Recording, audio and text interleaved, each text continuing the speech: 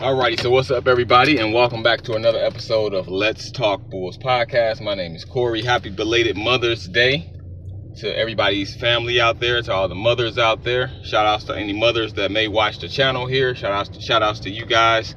Let's get straight to it, you guys. So, the Chicago Bulls have moved up in the NBA draft from getting the number 9 pick. The Bulls jump up to the number 4 pick. So, that's great news for the Chicago Bulls. Obviously, we're not going to get AJ Dybantsa or Darren Peterson, and that's all good, But I was really hoping for one of those I was really hoping for that number 1 or number 2 pick, but it is what it is. We ended up getting a number 4 pick. So we'll see what happens from here. I know the last time we had the number 4 pick, we ended up getting Patrick Williams, and at least not yet. That hasn't paid off yet. So we'll see how that goes. But I really hope that the Bulls can get Caleb Wilson.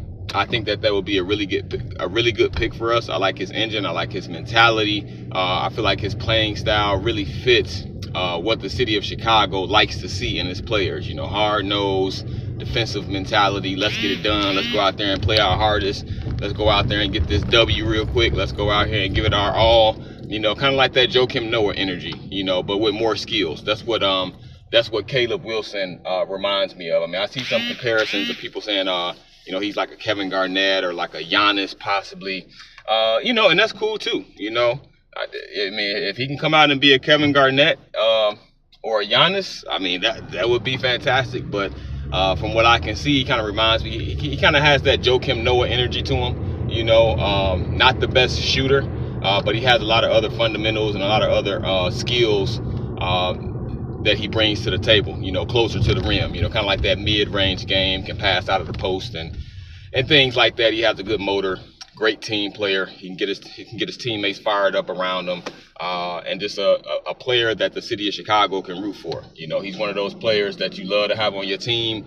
But if he's on the opposing team, it's like, man, I don't feel like going up against this dude tonight. So that's what Caleb Wilson reminds me of. Now, a pick that I hope that we don't make, but I may be proven wrong. I'm not really that big on Cameron Boozer. I'm just not. I'm not all the way sold on him. I think that he's a solid player, and it's going to be interesting to see if there's going to be any movement in those top 4 picks. I mean, I can't see AJ Dybantsa not being the number 1 pick, but I mean, who knows? Who knows? Anything is possible. But those picks between 2 and 4, I can see some possible movement there, especially with, people saying what they're saying about Darren Peterson. Is he going to be dependable? Is he going to be like a load management type player? Injuries, things like that. I mean, that's kind of a question mark with him right now. So I can see some movement there with the number 2 pick. I can see some movement with the number 3, deciding between Caleb Wilson and Cameron Boozer, or maybe somebody else that's going to move up into that slot depending on their workouts and things like that. So I can definitely see some movement, and then I was on Real GM earlier and saw a post on there saying that Washington and what was the other team? Utah, the number 1 and number 2 pick. For whatever reason, they're willing to trade down.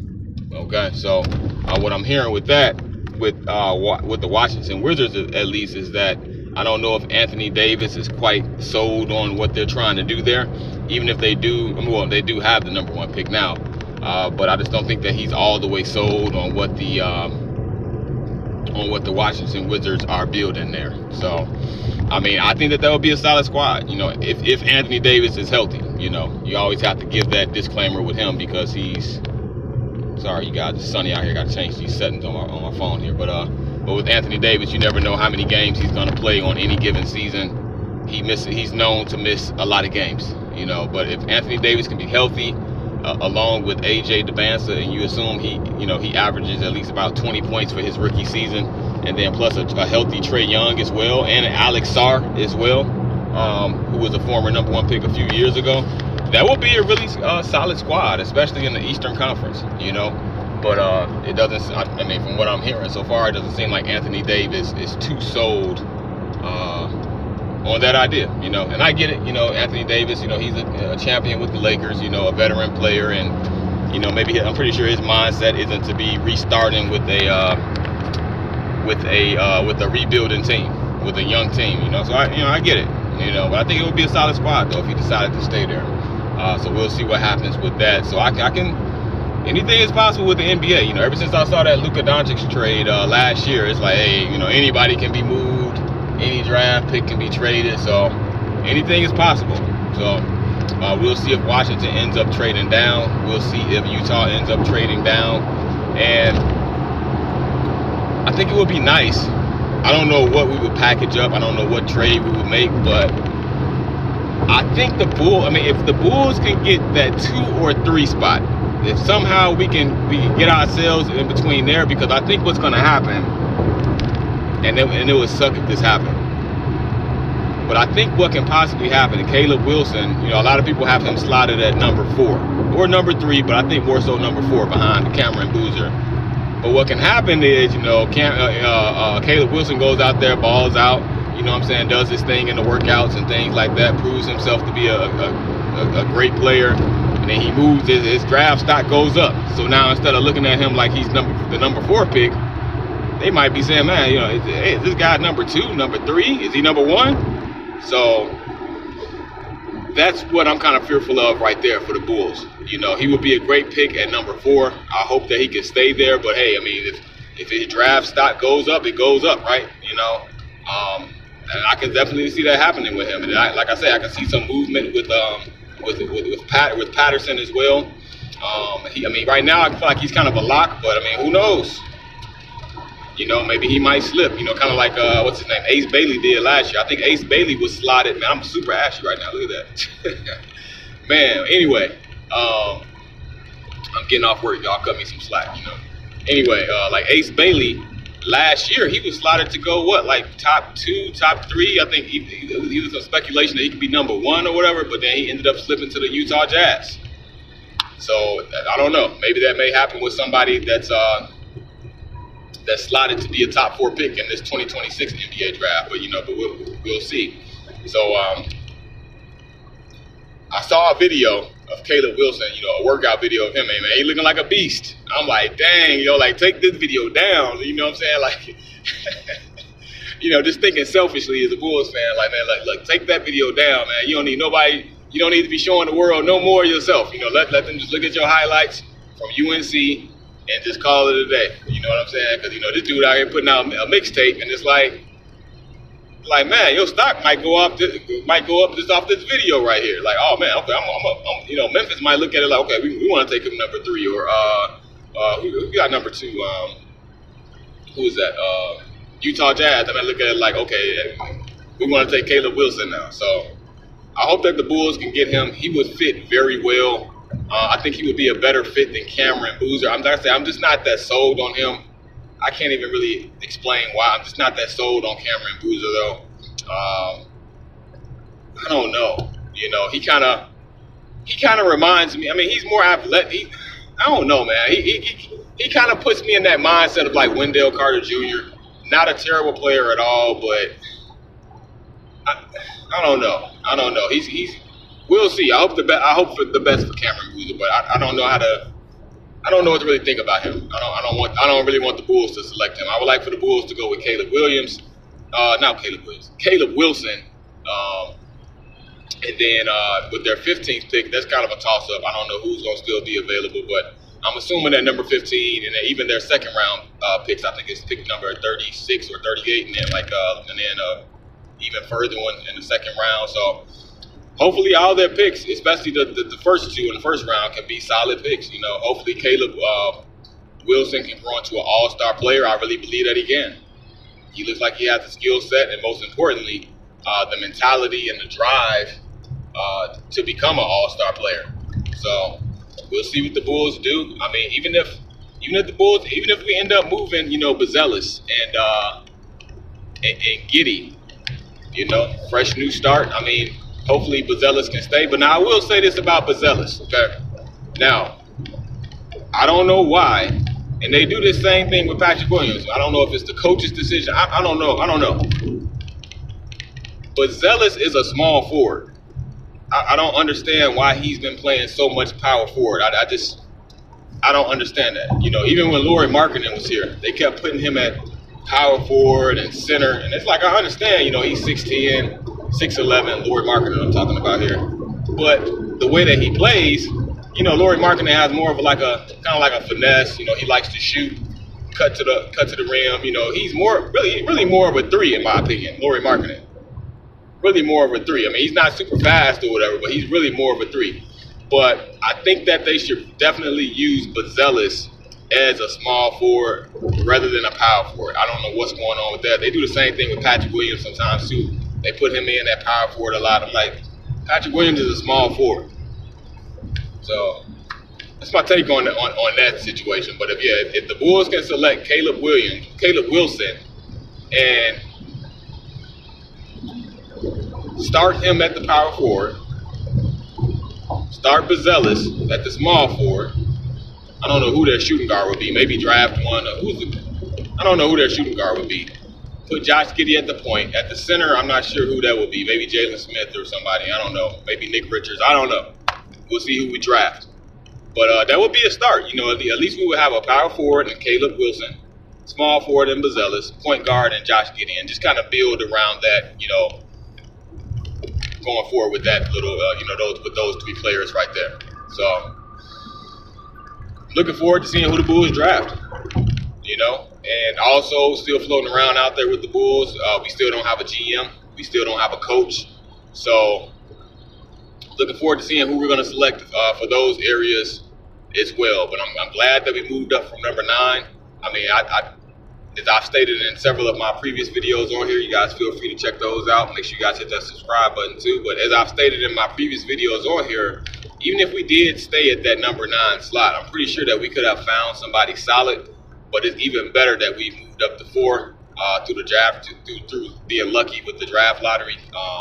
And that gets us even closer to drafting a future all-star player, a future star player of this team, because we still don't have that. Now if we had, like I said, if we had that number 1 or number 2 pick, and maybe Caleb Wilson can be this. Maybe he can be that player where he instantly comes in like, we building around this dude right here.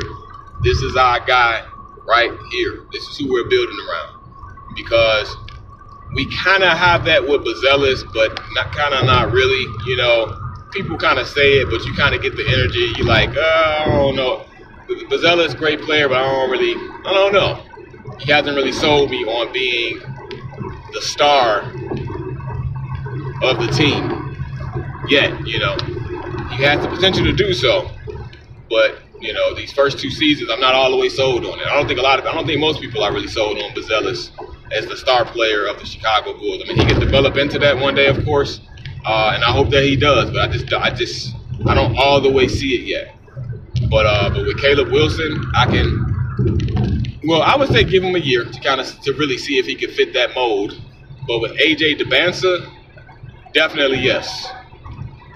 Darren Patterson, I would say give him a year too and see. But I believe that they all have the potential to be a star player, be the best player on their team, especially AJ Dembinsa. So if we can somehow trade up and get him, that would be fantastic, because that would be somebody that we can instantly say, okay, we're going to build around this guy right here going forward. This is our guy going forward,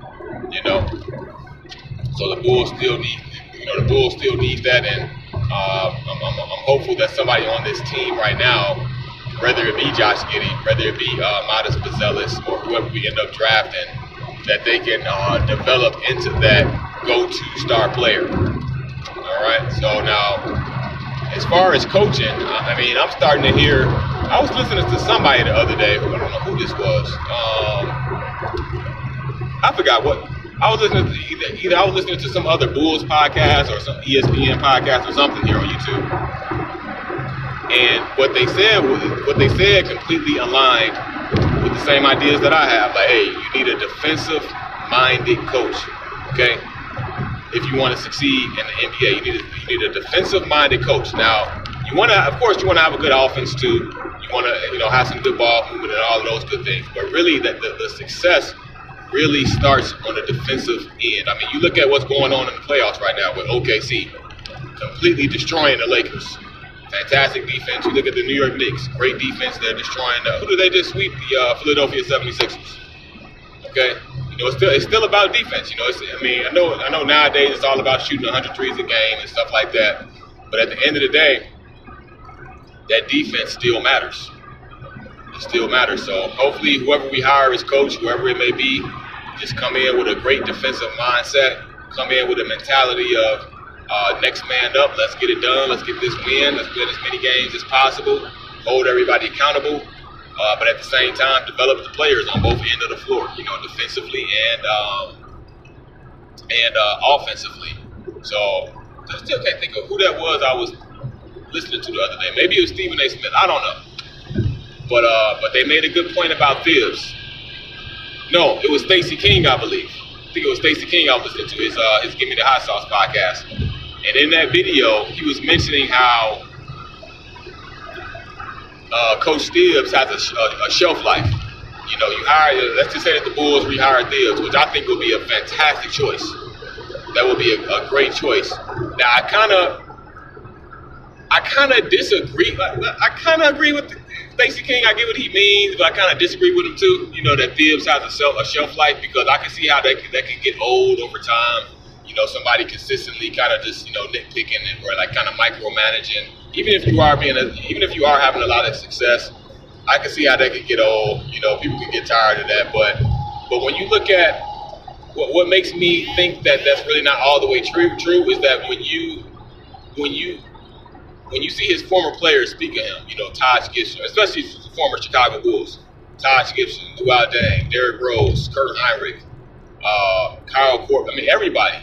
People may have their disagreements with him, and maybe they had their moments with him and things like that. But for the most part, it's nothing but love when they're talking about their experience being under Thibs as a player. Now you have Mikal Bridges from the New York Knicks last year come out and make some complaints about being played too much, playing too many minutes, practicing too much, and things like that. Now I don't understand that. Maybe it's some things going on behind the scenes that I'm not aware of, but on the surface, that just doesn't make sense to me, because that's what it's about. You go out there and play, you go out there and practice. You got to practice how you play.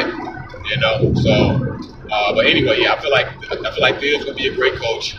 I can see how he does have a shelf life. But whoever this next coach is, hopefully they can keep him for the long term. Stay here, stay with the same team, build a culture. Because look at Billy Donovan. He was here for 6 or 7 years. Respectable coach, not bad by any means. It's just if I were to ask you, like, hey, what culture did Billy Donovan build while he was with the Bulls? I don't think anybody can answer that question. But now, when you ask that question with other coaches that have formerly coached the Bulls, okay, you say, okay, what culture did, I'm sorry, not just with any coach, but when you look at the coaches that succeeded with the Bulls, okay, I'm talking about winning 40 plus games. So you look at Scott Skiles, okay, you can ask yourself, okay, what culture did Scott Skiles build when he was here? And you can answer that question, right? Playing hard defense, tenacity, playing with a lot of energy, holding the players accountable, getting in the players' faces if need be, developing some of the players, holding the players to a standard, getting the most out of the players, and demanding success from all of the players, especially the players who have great potential or are high draft picks or are looked at as the leaders of the team. That was the culture of the team, right? You can pretty much sum it up by saying that. Now, with Billy Donovan, no disrespect to him, but you couldn't, he's been here the last 5-6 years, but you can't necessarily put a finger on, okay, what was the culture when he was here? You don't really know.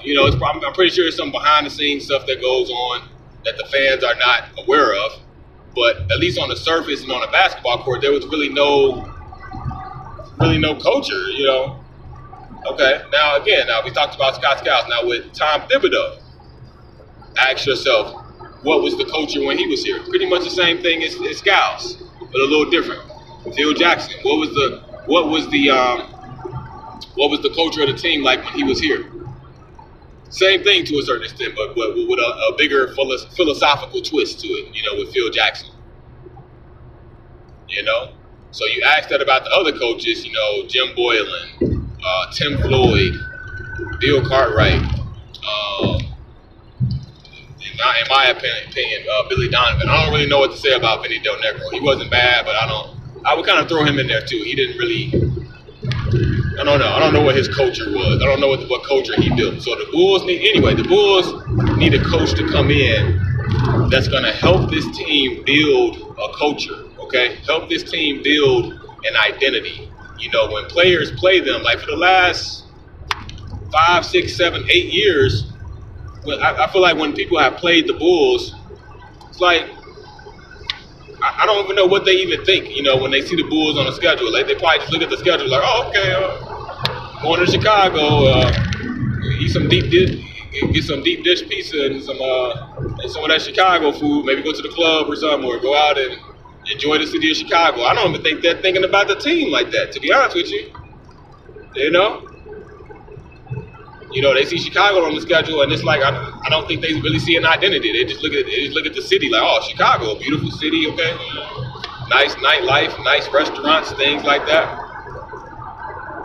I think the players think that more than they think about the team. More than they think about the team. But when Scott Skiles was here, when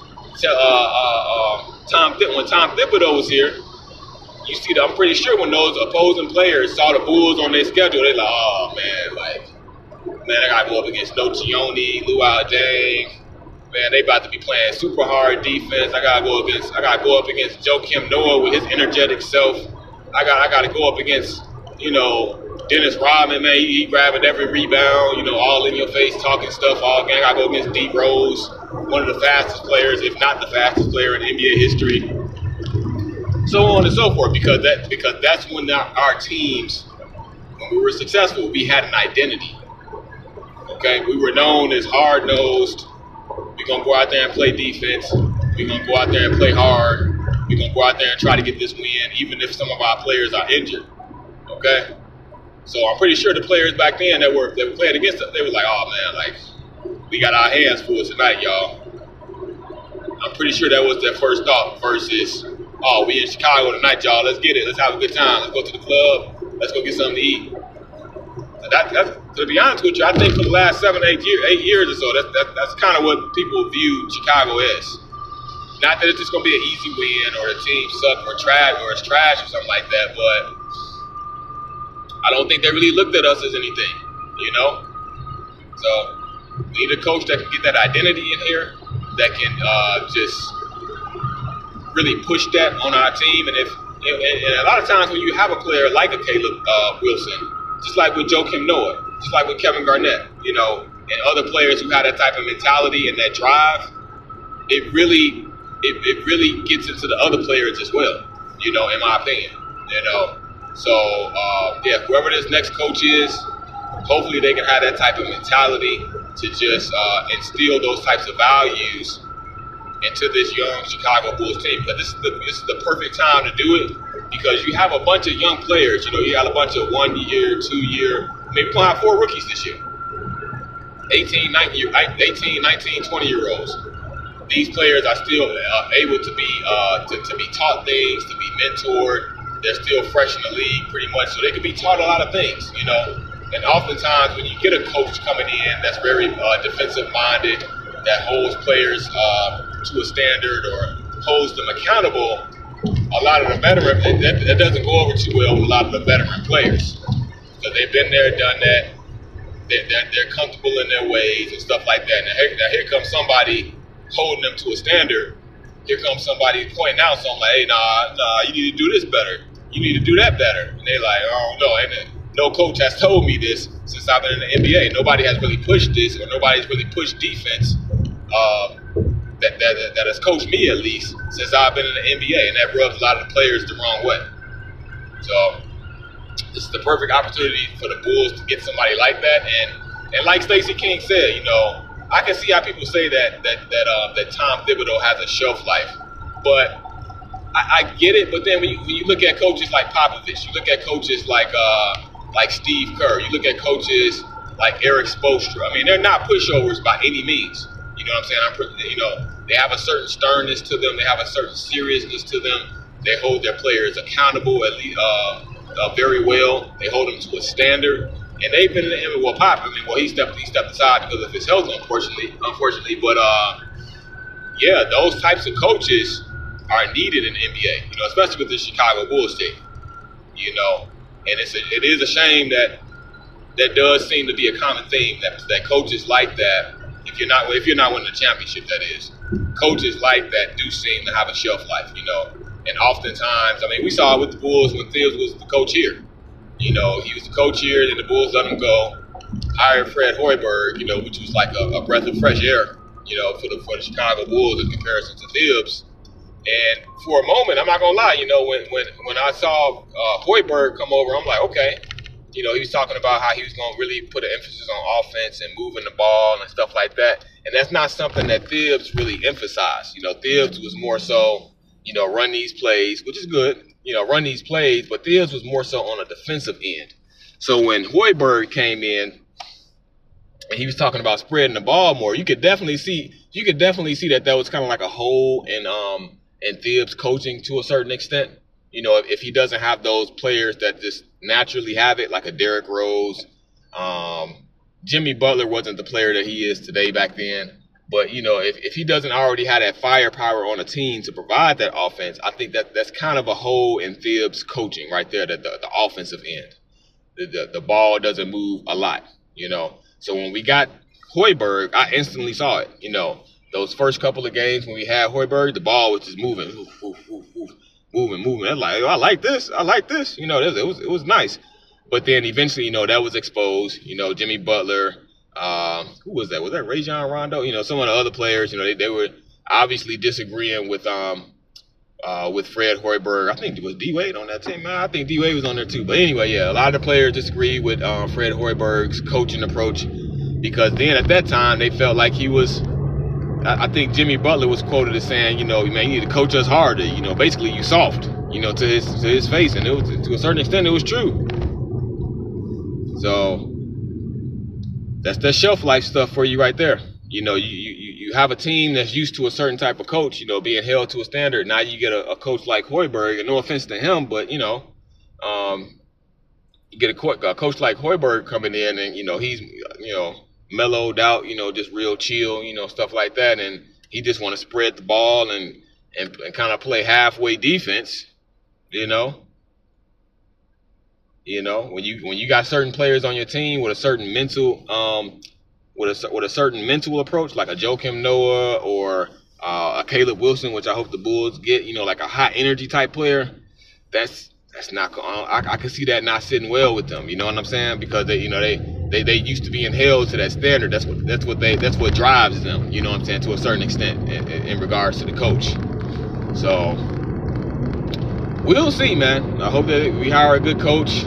Feel free to chime in, you guys. Let me know what you guys think. Make sure you guys hit that subscribe button.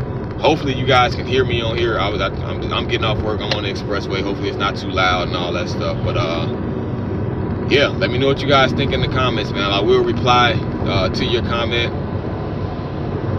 We'll see what the Bulls do. Draft is around the corner. So I'm headed to the gym, you guys. About to get in this workout. Hit that subscribe button. Peace out. Have a good one.